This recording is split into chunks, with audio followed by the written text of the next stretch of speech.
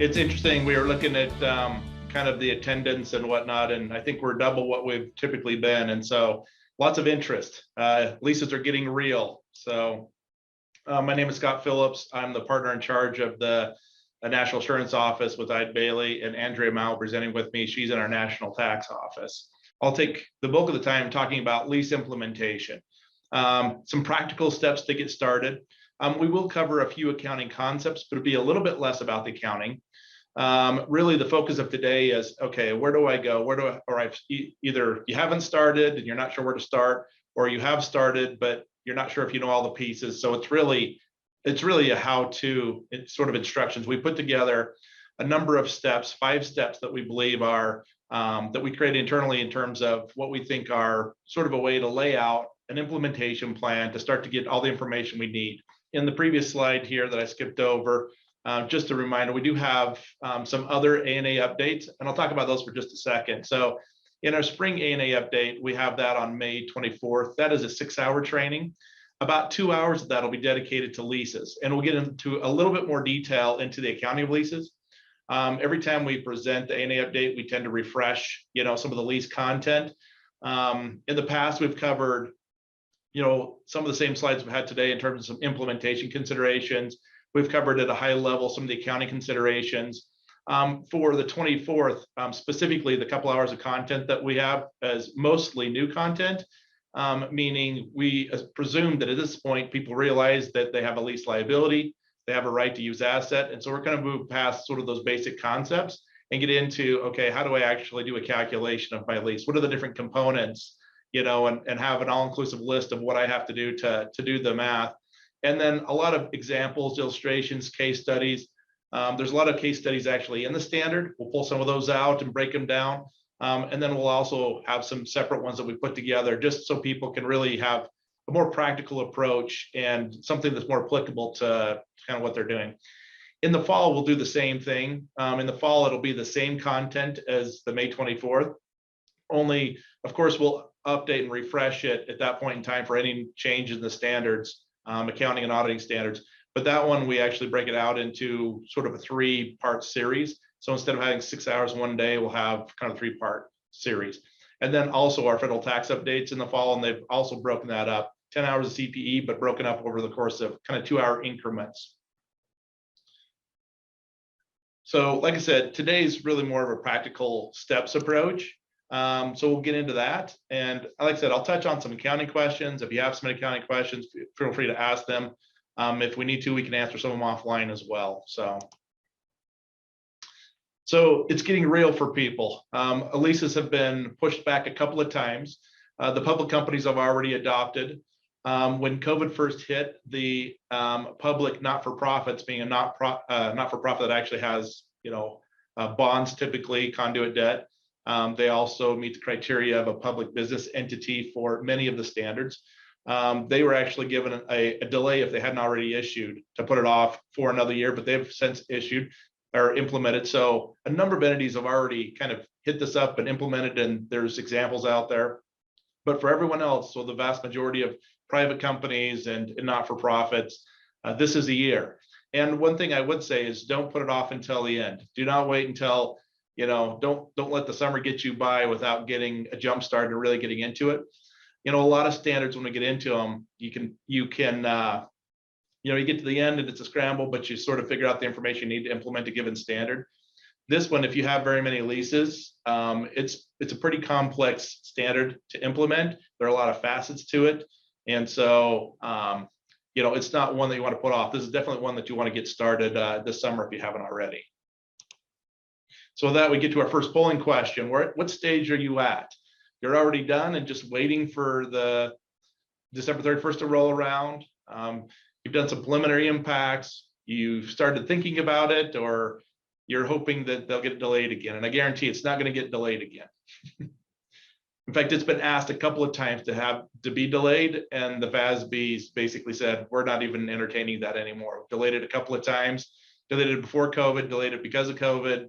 We're done delaying it. So I'm kind of curious where people are at. In the past, there have been a few people that have started, but not very far along the path. So I'm curious what it looks like now. All right. So it looks like 10% are done. 20% have done some preliminary impact.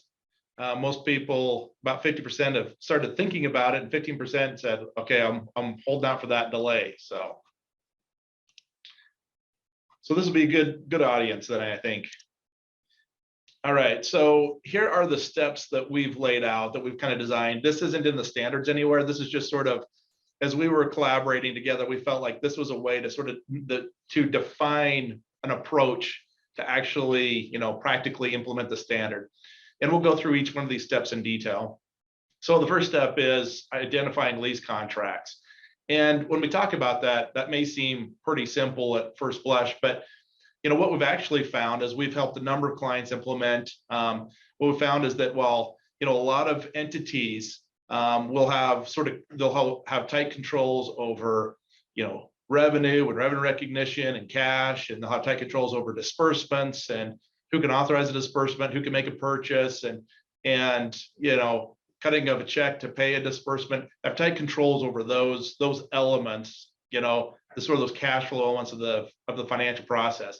What we found is that a number of entities have realized that the controls over who can actually enter into a contract, what type of contract, and again, leases including those, but service contracts, any sort of long-term contract, a lot of entities have found that that's been more decentralized than they realized. Lots of organizations, lots of people within the organization. It could be that the HR was doing one, accounting department was doing one, the operational folks are doing it. To the extent you have multiple sites, you might have divisional, supervisors that are entering into different contracts for different things. And we've just found a number of entities have just actually realized that their controls over the contracts really weren't as refined or defined. And as they've gotten into this process, they've realized that, man, we have a lot more contracts out there than we realized. Also, FASB has enhanced their, I don't know if I'd say their standards per se, but they haven't enhanced their standards, but including the concept standards, specifically to say that when you have a disclosure, that disclosure is every much as critical to the financial statements as something that's recorded and measured on the balance sheet or in the income statement. But still, even though we should be giving the same amount of attention to detail for disclosed amounts, the fact that the leases ended up in a disclosure and a payout schedule, we're finding that a number of those weren't complete. And so we're going to go through kind of the process of making sure that we have all the leases identified. So something to be aware of is that, like I said, as we've worked with a number of clients going through this exercise of realizing that there's a lot more contracts out there than they realized. And again, many of them lease contracts, but not just lease contracts, just could be service contracts or other long-term arrangements. And they're realizing they need to have some better processes, controls, and management around that. Then we'll go into step 2. Once we have all those contracts, what do we do with them? Well, let's figure out what the lease term is and what the lease payments are. And there's a lot of components to both of those. So we'll go through some amount of detail with that. Once we have that divvied out, then let's determine what the discount rates are. And there's some different discount rate options. And so we'll talk about those. Then we'll talk about the classification of the lease. There still is the concept of capital lease. Now they call it a financing lease, but you have operating leases and financing leases. So there are 2 categories of lease that have a little bit different accounting to them. And the last step we'll have is that there are some specific implementation considerations. The standard does have some elections that you can use or employ if you want in this first year implementation. And so, prospectively, when we get a new lease, we'll know what to do with it. But what do we do about all the leases today? And there's actually some relief guidance in there if you choose to make those elections. So step 1, identifying lease contracts. So the first step is let's gather all the leases, all the contracts that we know, and anything that we think is potentially a lease contract or even just any sort of contract. Let's gather up everything that we know about, whether it's a lease contract, a service contract, it doesn't matter. Let's gather all the contracts, all the long-term payment contracts. If there's any amendments to those, make sure we gather all the amendments. It's interesting, as we've been helping a number of clients implement, there have been quite a few clients that, they'll have a contract that's, even we found one that was back in the 70s that's just been renewed for, 40 years or whatever, 50 years. It's just been continued to be renewed and modified and amended. And so those original contracts aren't to be found anywhere, but they do have a series of amendments. So let's make sure we have those. Make sure you have all those amendments. And like I said, these potential contracts, as we talk about leases, and we're going to have some illustrations of this again in our May 24th A&A update. Lots of illustrations, and if you need some more examples, give me a call. But when I talk about potential leases, I would rather gather all the long-term payment contracts. Now, leases are a specific right, or a right to use a specific asset. So as you think about it, it's real estate, it's a building, it's vehicles, it's machinery, those types of things, copiers, all types of things. But also there could be what they call embedded leases. So typically a service contract, you hired a group that are going to come in and do maintenance in your building and clean the building and do all sorts of maintenance, or they're going to do, the oil changes on your equipment or grease your equipment up, or, mow the lawns, whatever else, all those types of service contracts, those are not included in this. Those are not related to a specific asset. However, in any given one of those, you could have an embedded contract or an embedded lease contract. So for example, and we'll go through a number of examples sort of later on, but a specific example of that is if you have a contract, say, to manage food service, we see a lot of where a company's going to come in and manage sort of first food service contract for an organization. Particularly you see this in higher ed, you see this in people that have larger buildings and they've got a food service section.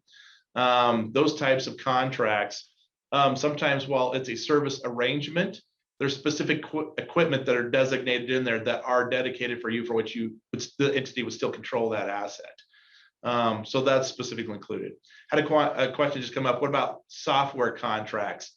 We'll have to get into some detail, maybe ask some questions about that, but look into those soft contracts. I would gather those. To the extent that you're leasing a software, you're probably fine, but to the extent that that software includes any sort of hardware considerations, there's a possibility in there. So I would look at those contracts too and make sure if it's just for the use of a software, it probably doesn't meet the definition of lease, because there has to be a specific assets that's being directed, managed, or controlled. But if there is any hardware components to it, or any other sort of equipment related to it, there could be, again, that would be a perfect example of potentially some embedded contracts. So once we start to gather these contracts, how do we know we got them all? As we've been looking into this, again, we're realizing there's a lot of contracts out there that we didn't realize. So a couple of ways to look into this is looking at reconciling your rent or your lease expense, to your contract listing, make sure that's covered. Also, are there any recurring vendor payments? To the extent that you have recurring vendor payments, that's a potential contract or a potential lease that you should look at. And one of the things we've done to help a few clients is we've actually plugged in some data analytics software. And then what we've done is we've actually looked for recurring payments that are within, say, a certain threshold. For example, 5% tends to be the one we've used, because there could be some variability in those payments. Maybe the maintenance component varies, maybe the taxes or insurance or whatever varies. So we've added a little bit of latitude for some variances, but what are recurring vendor payments that are, say, within 5% or 10%, whatever you want that threshold to be? We've typically used 5%. And that's one way that we've identified other potential contracts that may or may not be leases, that maybe they weren't hitting the rent expense or the lease expense. So those are a couple of ways, hopefully, that are definable ways for which you might be able to identify these contracts. Because once you have a list of contracts, I mean, that's probably half the battle right there. So then what do you do with these contracts? Okay, first step with these contracts, before we get to payments and those types of things, that's step 2. And step 1, once we have these contracts, let's figure out what is it that we're actually leasing. Once we've identified which ones are service contracts, which ones are lease contracts, which ones have embedded leases in them, what exactly are we leasing? And to the extent that there are more than one asset leased, we need to make sure we differentiate that. So if we have, if building and real estate together, often they're together, and that's fine. But if the land and the building have sort of separate components, should we segregate those? Is there a building with equipment in it, and the equipment and building are built into one contract, but they're actually distinct different assets that have different payment, considerations? Then we'd need to take a look at that. Then once we've identified all the different assets, then what are the different components within that asset? And I'll talk about this bottom part of the slide a little later on, again, when we talk about payments. But what are the different components? So a lease component is the actual asset that we're controlling, so the right to use that asset. A non-lease component would be some other good or service that comes with that, that's paired with it. Even if you're obligated to pay it, that's not necessarily part of the lease. And so it could be maintenance agreements on, the maintenance on the building. Maybe it's washing the windows, maybe it's cleaning contracts, maybe it's landscaping contracts. If you rent vehicles, often those vehicles will come with a requirement to get the oil changed. And so when you have oil being changed, that's a separate service arrangement that's not a part of the lease. And so that's a non-lease component. And the reason I distinguish this, we'll talk about in a few minutes, we talk about the payments, but non-components. So if anything that's not a good or service being transferred, so if there's taxes or insurance or the typical examples, in those cases, those are non-components. Those are always going to be period costs. We need to segregate those to the extent we know those would be a period cost. All right, so let's get into the lease period. How long is this lease going to cover? So the lease period includes the non-cancelable period. So it's, say in a real estate, it's a 5-year lease, but with 5-year renewal options, a couple 5-year renewal options. So the non-cancel period is the initial period. Then we need to take into consideration renewal options. We'll talk a little bit about that on the next slide, but we have renewal options. If there's any termination options, we need to take those into consideration. So again, in the information gathering stage, let's just list, okay, here's the non-cancel period. Here's all the renewal opportunities. Here's the termination opportunities. And if there's any extensions that are controlled by the lessor, where the lessor is a driver of it, then let's make sure we understand that facet of this lease period. So then when we have that information, what do we do with it? Well, the lease period in which we amortize these leases is going to be the non-cancelable period plus any renewal options which we're reasonably certain to renew, minus any termination clauses that we're reasonably certain to exercise the termination, plus any renewable periods which the lessor controls. So as we look at that, what does reasonably certain mean? So this is where we start making some decisions. So reasonably certain is 75 to 80% certain that we're going to exercise that renewal option or that termination. So what are some of the considerations for that? There's actually quite a few, economical considerations that you can evaluate in making that termination. So as you look at your future needs, you look and say, okay, we have projected future needs, and this location meets all those needs, including potential growth opportunities. On that projected future needs, let me talk about that from a termination perspective. When we talk about terminating the lease, people go, why would you enter a lease to terminate? Sometimes you can't get anything, typically on real estate, sometimes you just can't get anything other than a 10-year lease. It's a competitive market, maybe it's a lessor's market. And so you need some space. The only space you can get into locks you into a 10-year lease. But at the end of the day, and maybe with that 10-year lease, there's an option with a penalty associated with it at the end of year 7. So you got to pay some penalty clause, but you could get out of the lease at year 7. Well, maybe you're looking at your situation and going, we think we're going to outgrow this space, so we know we're going to cancel this at year 7. Or we're reasonably certain, we're 75% certain that we're going to have to terminate this because we're going to outgrow this space. Or, well, this space is the only space we could find for now, but we really want to get to the downtown area. We really want to get to the warehouse district. That's really the goal. We're looking for opportunities there. And so we think, God, it's reasonably certain we're going to terminate this if we can get to one of these other locations that we're currently scoping out. So it could be that you have a termination, that you're willing to pay the penalty because you couldn't get into anything other than that 10-year lease. When you talk about the renewal options, what's the certainty that you're going to renew it? And so when you look at those, if we have extensive leasehold improvements, it's a 5-year lease with a 5-year renewal, but we put $1 million into leasehold improvements. So that's an economic indicator that we're certain we're going to be in this, because we're actually investing such that we need to really be in this 10 or 15 years to really recoup this initial leasehold, investment in leasehold improvements. If there's significant business interruptions that could be moving or whatever, those are considerations. And so there are really some economic factors you consider. A common question that comes up is kind of on two fronts, but one primarily is, okay, if I'm in a related party lease, and so we're in a related party release, it's for 10 years with renewal options. Well, because it's under common ownership, we expect to be here forever. should we just assume that we're reasonably certain? In my conversations with a couple of different clients that are in those situations, as we started to talk about the economic factors, while they hope to be in that building for the 30-year period that is the initial period, the non-cancelable period plus the renewal options, the reality is if that facility is not really meeting their needs, they will move. And the primary sort of cash flow is coming from the operating entity, and the operating entity is the driver of what they're going to do. They're going to do whatever's best for that operating entity. So while they hope to be in that facility, they've invested in that facility.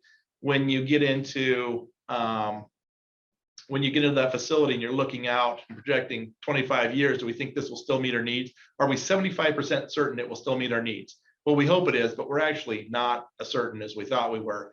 It could be that those renewal options still could have some variability in them. Question just came up: what about month-to-month leases? The standard has gone from under 840, it was in substance. We really cared about what was the substance over form. Well, now the agreement is, or now the standard says under 842, what is the legally enforceable right? And so under the old standard, you might have still put that lease on there, substance over form, and those related party month-to-months. But right now we're looking at what is the legally enforceable right. And so whether it's related party or not related party, you treat them the same. And if there's no legal enforceability of you remaining in that facility, then it could be month-to-month. Then you would potentially not be in this lease standard in those instances. Now, I would challenge to make sure that you realize that, or look into if that real estate facility, so to speak, is, it has debt and the operational entity has some sort of guarantee in it, or if there are other factors in which maybe the bank won't allow you to go month-to-month. You think, we'll just flip month-to-month. Well, in other instances where those real estate entities were financed, the bank may require you to have some sort of agreement in place. So it may not be as simple as let's just go month-to-month and we don't have to deal with this lease standard. It may not be quite so simple, but to the extent that it is month-to-month, it's allowed to be month-to-month. If it's not legally enforceable, then you may be out of this lease standard. And the last thing is there is a practical expedient to exclude short-term leases that are less than 12 months. That includes the renewal options. Typically what happens in that is there's a lot of equipment leases, particularly in the construction industry. But if you're doing some project and you need to lease a backhoe, a crane, or something for 3 months, 6 months, 9 months, then those are the types of things that you could exclude. And that's another decision point you're going to need to make. So far, I think everyone we've seen has adopted that practical expedient. So let's talk about the lease payments. And again, we're not going to get into the math, but we will a little bit on that May 24th, and then in the fall again in October, we'll go get into a little bit more mathematical examples. But right now, the purpose of this is just, again, we're just in an information gathering process. So once we've identified the contract, we figured out what the lease period is. Okay, what are all the different payments that are included in this? So we have our fixed payments. You're going to owe $10,000 a month or $2,000 a month, $1,500 a month, whatever it is for the vehicle, the equipment, the real estate, whatever it is. So you're going to owe those fixed payments. Escalations. We're going to talk a little bit more about that on the next slide. But are there any escalations that are included? And again, I'm not talking about the math, how to calculate it yet, just saying, let's gather that information. There could be defined escalations. It's going to go up by X amount, or it's going to go by X percentage. There also are index adjustments, fair market value adjustments, or market adjustments at certain stages. So any of those escalations, let's gather that information. Again, we'll go through the math at a later date, but is there any residual value guarantees? So, if you rent, say, a vehicle and it has a guarantee that it'll keep a certain cost, and you're going to go exceed the miles and depreciate it more than what's, in the contract, then if you think you're going to have to pay some residual value guarantees, those would be something you would include. Are there any deposits that are non-refundable? Any prepayments? Lease incentives. This one becomes a little bit of work to define, but are there lease incentives for you to get into that lease? And again, today's focus primarily on the lessor or the lessee side, but these are also lessor considerations. Are there any lease incentives where they're giving you free rent? They're giving you, they're paying the old lessor, or you want to move locations and they're willing to pay off the termination clause of your previous lease so that you get into this location. Are there any improvements that the lessor is willing to help pay for, either directly or give you the cash for, that in which you, the lessee, will own those improvements? That's an incentive. And so those are some of the things that you want to gather is, okay, what is the lessor, what participation do they have, and let's quantify that. Again, we talked about the termination costs. If we think there's a penalty there, are there any termination costs? Is there a purchase option? Let's determine whether or not there's a purchase option.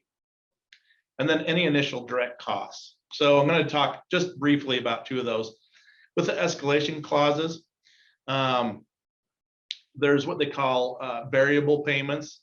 Those variable payments also include, they include a couple of facets. One is like off an index, CPI index or whatever. Again, we're information gathering. Whether or not you build that into your lease liability calculation and your right to use asset actually varies. It depends on how that's structured. And we're not going to get into the level of that today, but it depends on how it's structured. So it may or may not, but we want to certainly gather that information. If you have to pay a percentage of sales, if you have to pay a percentage of usage, machine hours, copies over an excess amount of copies and copy leases, any of those types of things, you want to gather that information. Now, often, well, typically on a percentage of sales, unless there's some sort of floor to that, it will typically end up being a period cost and not included in your right of use asset and lease liability calculation, but there could be factors where it could be. So again, we'll gather that information. Initial direct costs also are included in your right to use asset. These are not costs that you would have otherwise incurred whether or not you get in the lease. So often legal costs, negotiation costs, some of those types of costs are not considered initial direct costs because you will incur those whether or not the lease goes through. It's things that are specifically and contingent upon that lease. So typically that's commissions, another incentive to terminate the lease. So you want to gather that. That goes into your right. That's one of the components of the right to use asset when we get to that calculation side. So a couple of decision points. There is a practical expedient in which you can exclude the non-lease components, or you can combine, sorry. Initially, the expectation, the standard is that you have your lease components, that's the asset, the non-lease components. Again, those would be the maintenance agreements and whatever else. Sometimes those aren't clear in the agreement, whether or not what part of the payment is going to the lease or to the asset use versus what is going to the maintenance. So maybe the building comes with maintenance already. It already has cleaning contracts and whatever else associated with it. And maybe that's not clear in the contract how much the payment goes to which. You do have an opportunity to just say, you know what, I'm not going to try and split it, allocate it, determine some sort of fair value allocation to pull the non-lease components out, and you could just combine them. Now that ends up in a higher liability, but you are allowed to just include those if you don't want to break those out. But that's a decision point and a practical expedient that you can elect. Estimating residual value guarantees, determining whether or not you think you're going to end up paying those, trying to do an estimate of that. We talked about the certainty, evaluating some reasonable certainty as to whether or not you're going to exercise those purchase options and those termination clauses, and what do those payments, what will they end up doing? And then again, we talked about this on an earlier slide. If there are more than one asset being leased in the same contract, is there an opportunity to combine those because they're essentially one asset, even though they have multiple components, or do we need to differentiate and pull those out? So once we have all those pieces, again, we haven't talked about which ones go into right of use asset or lease liability, a conversation that kind of expands for another day. But then what's the next thing we need to do is determine if there are any leases, individual leases that have an implied rate that that's determinable. You're required to use that. So let's determine which ones have an implied implicit rate in them. Sometimes it's stated in there. Typically, the only time I've seen a stated rate is when like a bank or somebody is willing to purchase the asset and enter into a leasing arrangement. So kind of a typical capital lease where you end up with the asset at the end typically.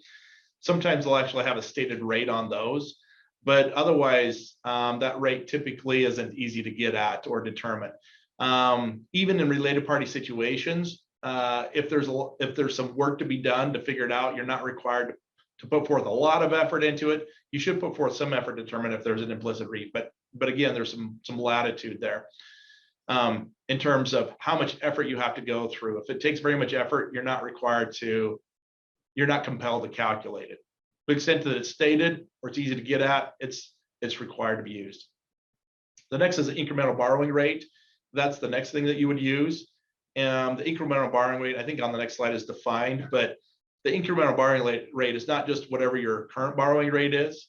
It should be similar terms. So you wouldn't use a long-term borrowing rate on a 3-year vehicle lease, so to speak. That wouldn't be comparable. Also, if your incremental borrowing rate is not collateralized, it's expected that the incremental borrowing rate in these leases are collateralized by the underlying assets that are being leased. So it's a collateralized lease, or it's a collateralized borrowing over the same term. So now if that takes some work to calculate and determine. So if you don't want to use that, you could use the risk-free rate. That's an option only for non-public companies.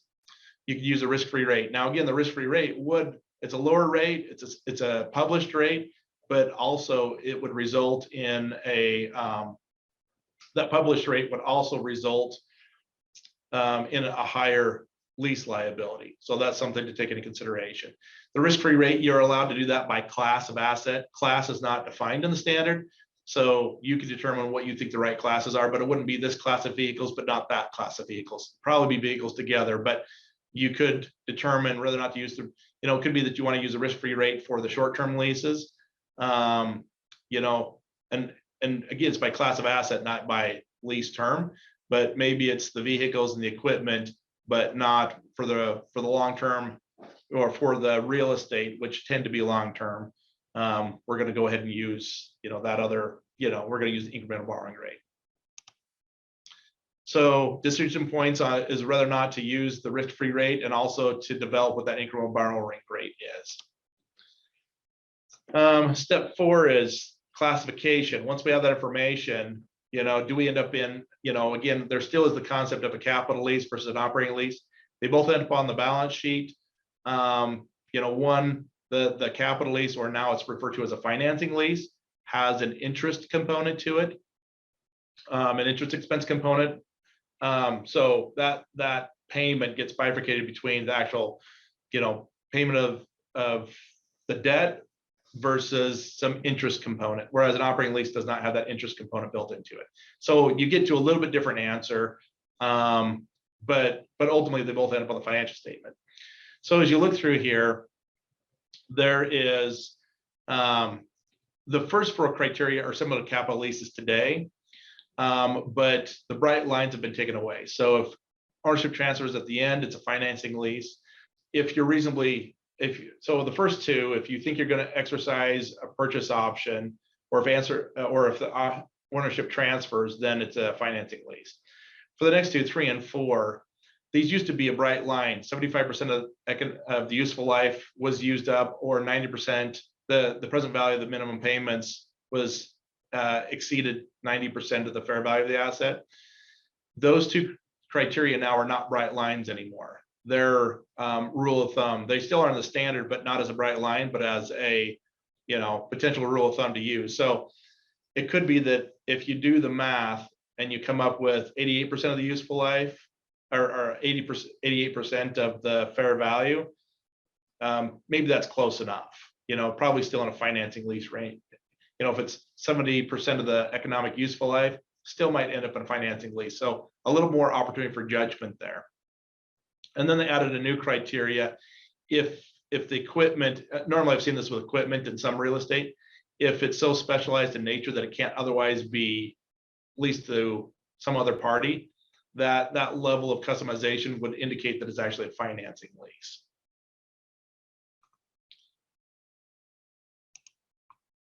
All right, so next step. Step 5, what are the transition considerations? So you have two options. If you're presenting a comparative financial statement, you can either adopt the standard and figure out what it was for last year and the current year and present it for all periods presented, or you can just show a cumulative effect in just the current year and not have to restate the prior year. So that's a decision point you'll need to make. Now, if you decide to just implement it for the current year and not the prior year, you do have to present two sets of disclosures or within your lease disclosure.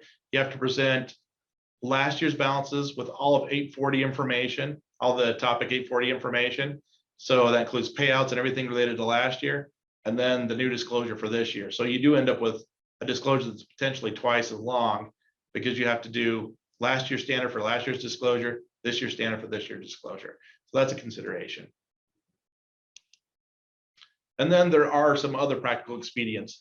There is an opportunity to use hindsight to just go, okay, let's when we think about termination options and renewal options, let's just use what we know today and not try to go, okay, what would we have thought 6 years ago when we entered into that lease, or 2 years ago when we entered that lease? Let's just know what we know today. We can go ahead and use hindsight.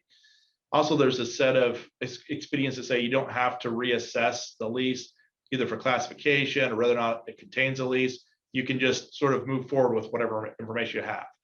Now, I will put one caveat on there. If you think that there was an error, if you think there was an error in your leases, in your classification, you think it was wrong under the old standard, you are required to correct that, but you're not required to go looking for and reassess it. All right, a couple more questions here. Okay, we've got to our next polling question. How many leases does your organization have? 0 to 10, 11 to 20. The next couple slides I have are going to give you some considerations on what you might do for, software considerations, and then we'll flip it over to Andrea for some tax considerations. While we're looking at that, one question that came up: if I have a short-term lease to rent equipment for 9 months and I'm likely to renew for another 6 months, does that fall under the leasing standard? If the contract says you can have it for 9 months with renewal options, and you think you're likely to renew it, then the answer is yes, it would go in. Now, if it's just a set 9 month, and you think if I don't get it finished by the end of 9 months, I'm probably going to enter into a new contract, then for an extension, then it probably wouldn't if you're having to enter into a new contract. But if it's a renewal consideration that exceeds the 12 months, then yes. There's another question here: how would you code a lease for an FCC license? I don't believe that would be included, but I'm not certain. We'd have to maybe talk offline. I'd have to look into that. The key to this standard is there's a, and it does differ from GASB, is that in FASB, you do specifically have, you have to have a asset that you're controlling. And so that's a key consideration for when you're in the standard. So it looks like half the people just have 0 to 10 leases. Several have 20% have 20 or so, and then several have more. 10% have over 40.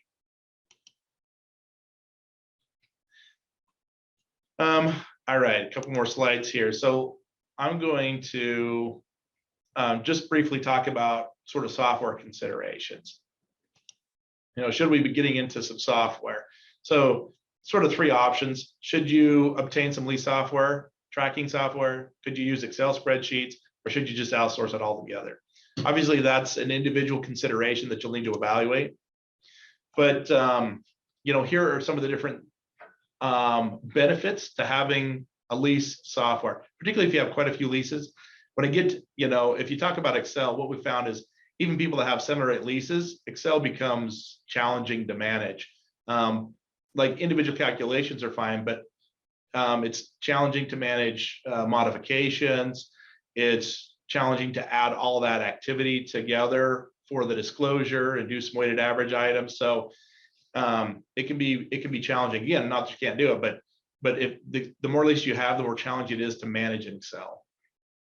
The benefits of having a lease software is it'll produce the general entries. It'll trigger you to know if you got renewal dates. If there's a modification, it'll encompass that, and it'll actually manage those modifications. It leaves a trail.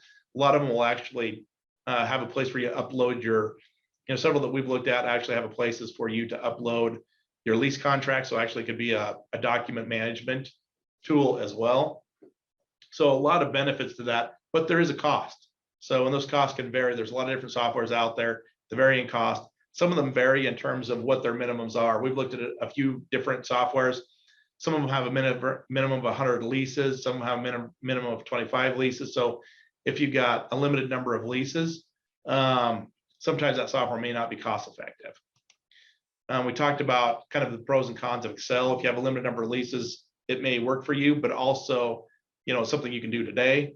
But like you said, if you start to get 7 or 8 leases, then it can get convoluted pretty quick, which sort of leads into the last area, which is, okay, we have, call it 16 leases. It's hard to manage in Excel.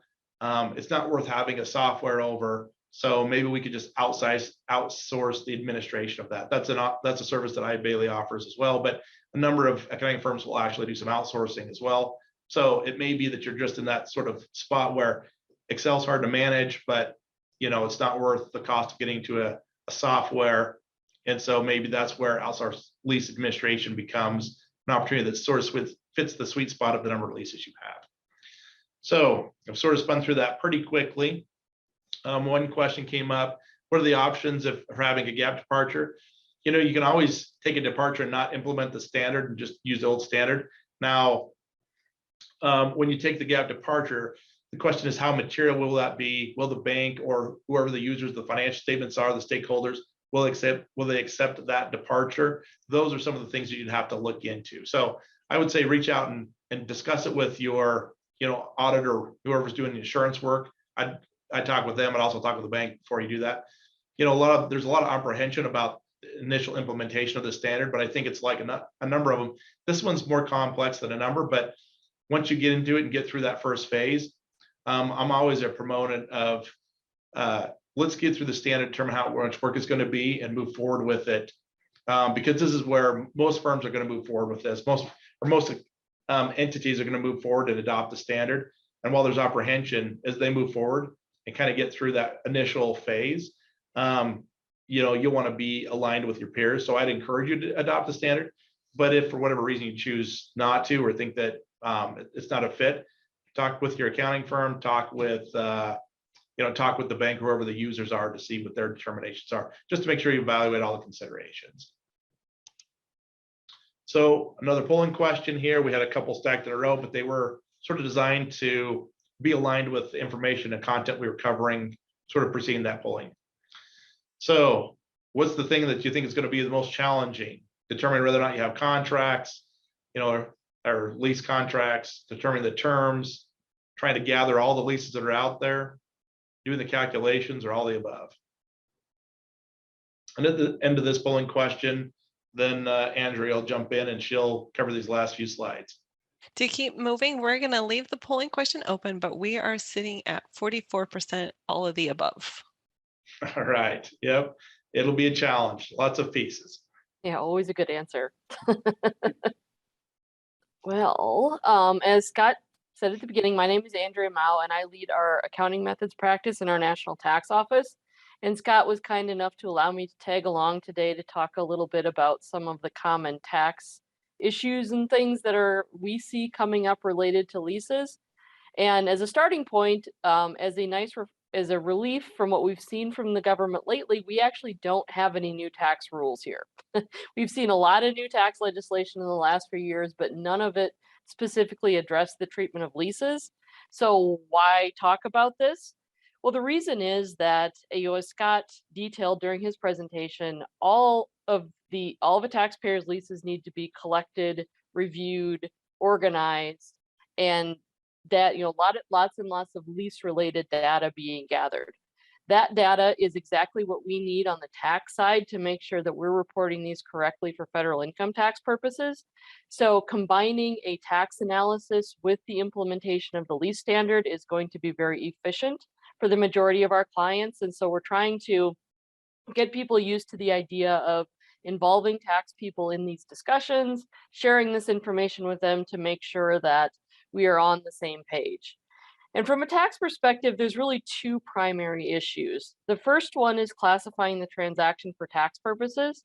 Scott talked about operating leases and financing leases or capital leases. In the tax world, we really only have one lease. It is either a lease or it is not. If it is a lease, it's more similar to a financial statement operating lease, where the lessee is simply paying for the use of property. The lessor is just collecting that money. Lessor retains ownership of the asset. Therefore, they get tax benefits associated with depreciation of the asset during the term of the lease. If the agreement does not meet that criteria, it is effectively a sale for tax purposes. We don't have a concept of a capital lease or any sort of a lease where ownership can transfer. If ownership has transferred from the lessor to the lessee, it is not a lease anymore. That is effectively a sale for tax purposes. And the reason we care is that that can cause a very significant difference in when income and expenses are recognized by the two parties. At the end of the day, regardless of which path you choose under an operating/true lease for tax purposes, or a financing lease or sale for tax purposes, at the end of the day, the end of the entire agreement, you will get to the same net income or net deduction answer, but you get there at a very different rate. And the IRS is very concerned about that. The time value of money is significant to the IRS. And so they're always concerned that we're trying to accelerate deductions and push off income. So that's why they are concerned with how we are classifying these transactions for tax purposes. And the second issue is if you want to flip back one slide, the second issue we see is the timing of recognizing lease income and expense. And so where this comes up are situations where leases have increasing or decreasing rents. So step rents increase by 3% a year for the first 10 years, or they increase by 10% at the end of year 2 and 25% at the end of year 3. Again, the IRS has a very significant concern with the time value of money. So depending on when and how those lease increases or decreases are written into the agreements, we may need to take into account a financing component or an interest expense or interest income component to those leases. The other thing we see is on the financial reporting side, in many cases, these types of leases are recognized on a straight line basis. Take the total rent owed or to be paid over the term of the lease, divide it, pick up an annual piece each year. In most circumstances, that won't be the correct answer for tax purposes. There are some where it will, but that will be the minority of cases. In a lot of situations where we're straight lining rent for financial statement purposes, we should be following the lease agreement for tax, meaning we deduct or include the amount specified for each period. And so we have, again, potentially a very significant book tax timing difference on recognizing the income from those leases. And as I said, the tax classification of leases can be very challenging for tax purposes because we're required to apply a facts and circumstances analysis. There are a wide range of factors that need to be taken into account, and unlike the financial reporting rules, where if we fail one test, we can that can determine our classification. We need to review all aspects of the lease, all of the terms and conditions of the lease, and what we find in most cases is we've got some factors that weigh in favor of a lease and some factors that weigh in favor of a sale, and we have to balance those and take those into account for tax purposes, because the IRS will look at the totality of the arrangement and not just one or two pieces of it. The primary focus of the IRS's analysis is figuring out which party has the benefits and burdens of ownership of the property.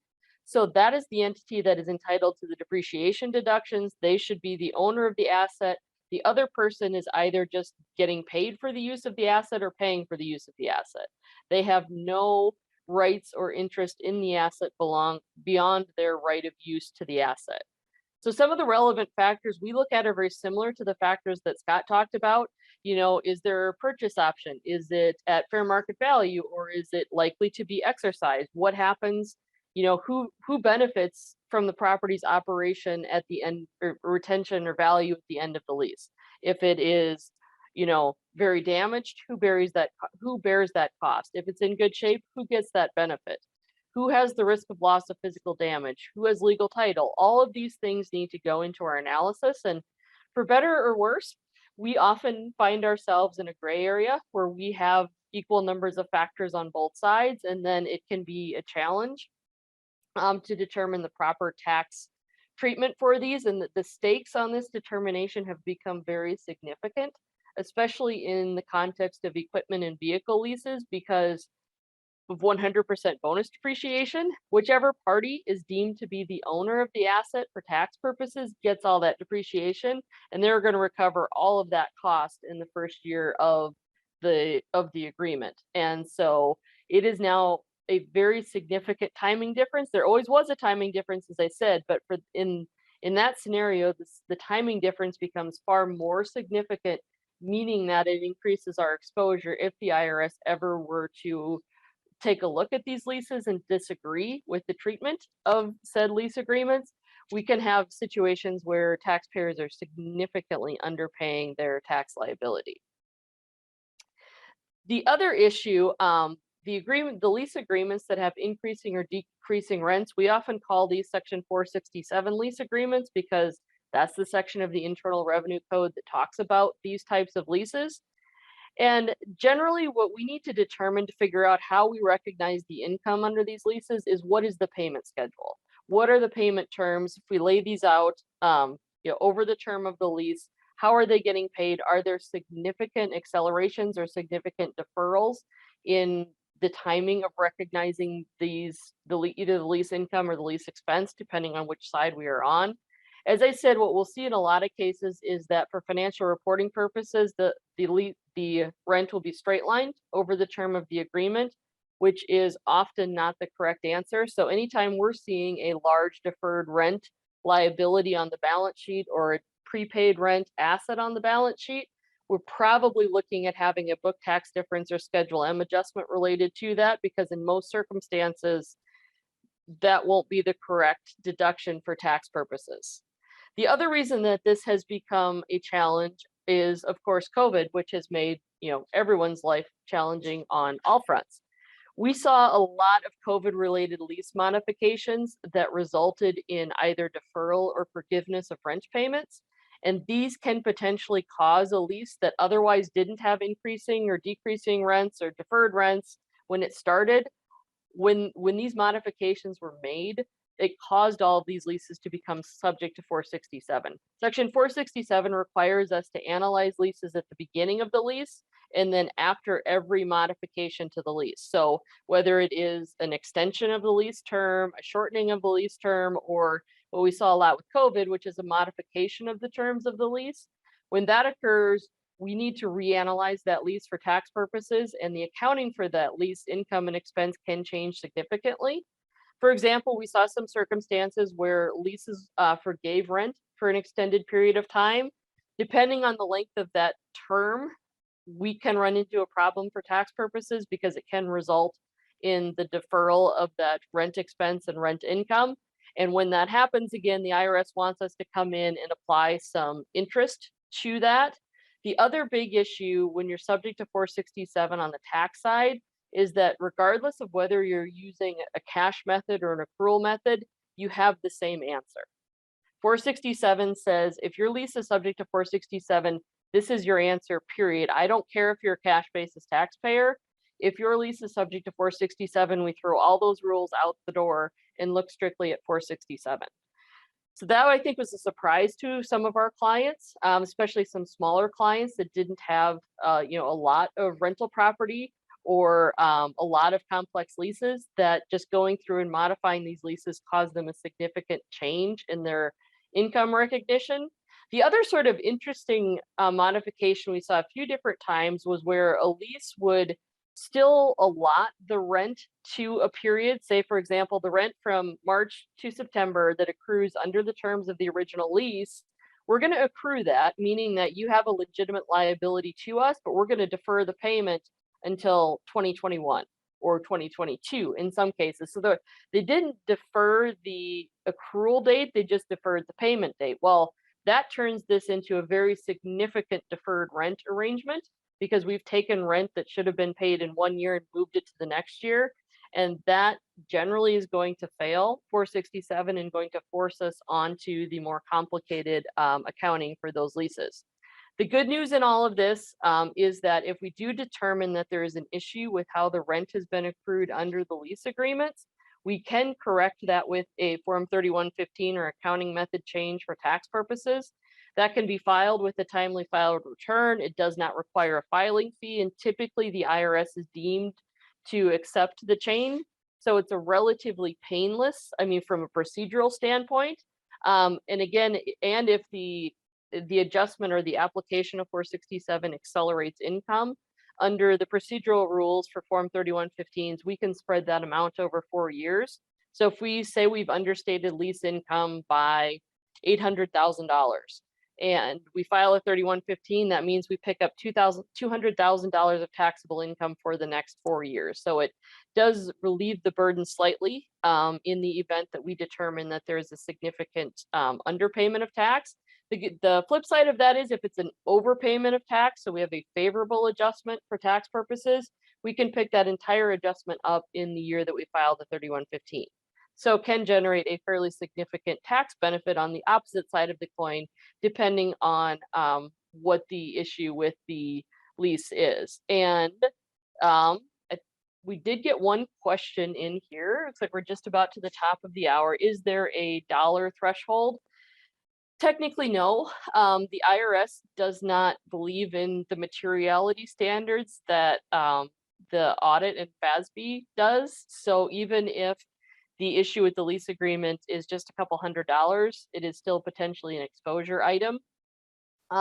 In terms of spreading, the only place where the amount of the adjustment could change the answer here is if we have an unfavorable adjustment or an addition to income that's $50,000 or less, we can make an election to accelerate that and recognize that in full in 1 year instead of spreading that evenly over a 4-year period.